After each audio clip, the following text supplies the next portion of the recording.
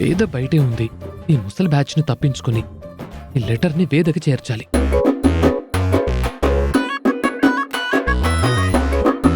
Yes.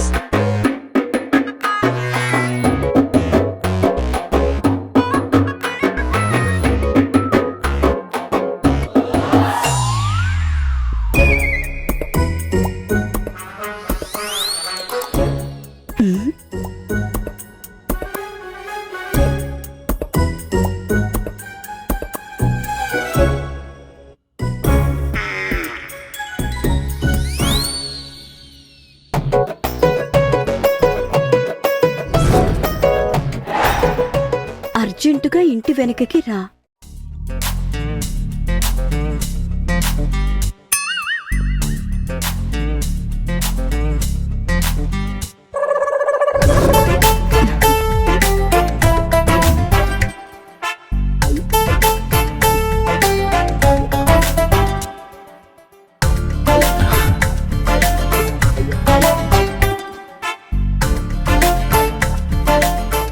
ఏదైనా మాట్లాడాలనుకుంటే ఇక్కడికొచ్చి మాట్లాడొచ్చు కదా.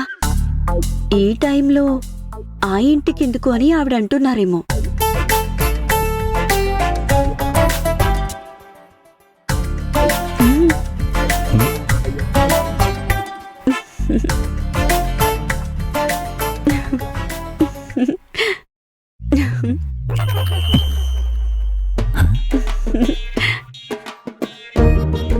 ఏంటి సిగ్గుపడుతూ వెళ్తుంది?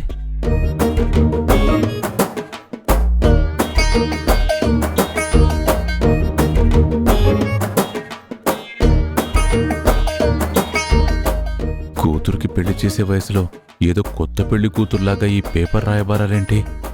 అయినా మాట్లాడాలంటే పిలిచి మాట్లాడొచ్చు కదా. చాటుగా ఈ పెరట్లో ఏంటి? ఓ, నన్ను ఈ టైంలో పిలిస్తే అన్నపూర్ణ ఏమైనా అనుకుంటుందేమో అని ఇలా చేస్తుంటుంది.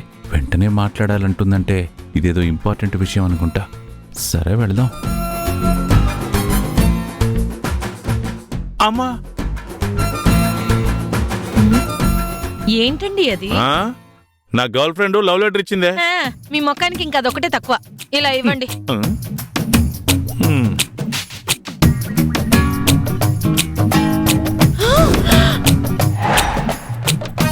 ఎవరండి ఇది?